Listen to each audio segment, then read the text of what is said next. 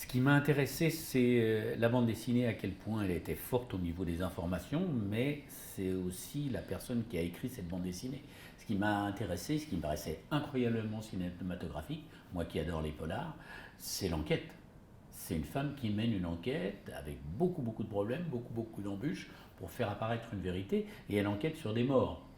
Et donc, à partir du moment où il y a des morts, il y a une enquête et il y a une loi du silence, il y a tous les ingrédients pour moi pour faire un film. À partir du moment où Inès a accepté d'être l'héroïne du film, et je crois qu'elle a accepté parce qu'elle pensait que c'était une bonne idée pour rendre service à la cause. Je crois qu'elle n'avait pas du tout envie d'être une héroïne de cinéma, il ne faut pas se tromper. Mais il y avait toutes les informations de la bande dessinée, dont j'avais sorti, en parlant avec elle, les 20 situations qui me paraissaient vraiment formidablement incontournables. Et puis il y a les entretiens que j'ai eus avec elle pendant 6 mois, où elle m'a raconté ce qu'elle avait vécu dans sa vie intime pendant ces 3 années d'enquête. Et ça, c'était tout aussi important. Au cinéma, on a besoin qu'il y ait un héros ou une héroïne à laquelle on puisse s'identifier.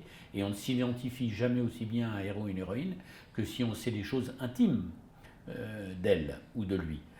À partir du moment où on avait toutes ces situations, de la bande dessinée et de la vie d'Inès, je suis allé en Bretagne rencontrer tous les lanceurs d'alerte, les victimes, parler avec eux, qui me racontent leur histoire. Et à partir de là, j'ai eu aussi, moi, les situations de mes rencontres avec eux. Il y a plusieurs scènes du film qui sont ma rencontre avec le premier lanceur d'alerte sur la plage où il a grandi, et il m'a tenu les propos que j'ai mis dans le film. Voilà, une fois que j'ai eu ces 3 sources d'informations, on a tout regroupé, on a essayé de trouver une... Enfin, on n'a pas essayé, je crois qu'on a trouvé une trame dramatique. Ce qui fait la force, je crois en plus que c'est du cinéma, c'est que dans une première partie, Inès Léraud travaille sur des cold cases, de gens qui sont morts il y a longtemps, et alors qu'elle est au milieu de son enquête, il y a un mort, Jean-René Offray, et là elle commence à enquêter sur ce mort, et elle va jouer un rôle déterminant dans cette enquête. Ça, c'était profondément cinématographique. Ce serait de le dire, mais ayant été acteur, je connais les difficultés, je connais à quel point c'est un métier difficile. Je sais ce que c'est cette sensation. Vous savez, on est derrière la caméra et puis à un moment, c'est comme si on était dans les tranchées, quoi. Tout le monde se planque dans la tranchée, puis l'acteur, on lui dit maintenant c'est à toi, vas-y.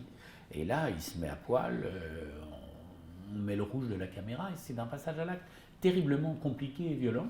Donc je crois que le fait de connaître ça fait que je travaille avec eux d'une manière un peu particulière. En tout cas, ils ont l'air de bien aimer, puisque la plupart des acteurs avec qui j'ai travaillé, on a fait plusieurs films ensemble. Parce qu'elle a à la fois le charme, la douceur, la beauté que Inès Léraud a dans la vie. Inès est une très jolie femme, très douce. Vous écoutez ses podcasts, elle parle très doucement pour dire des choses terribles. Et elle est en même temps d'une grande détermination. Céline a exactement ça. Elle est très fascinante, elle est belle, elle nous envoie une empathie formidable. Et puis elle a une volonté de faire. Ces deux femmes ont ça en commun.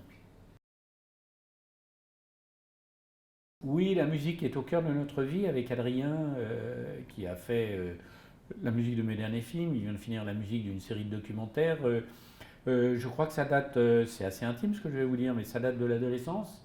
D'abord, la musique a toujours été au cœur de ma vie. On a toujours beaucoup écouté de musique. Et puis au moment où il n'est plus parlé à personne, 16 ans, je ne sais plus, voilà, on faisait de la musique ensemble. C'était pendant cette année difficile, je me souviens, on faisait beaucoup de musique ensemble et c'était une façon de se parler.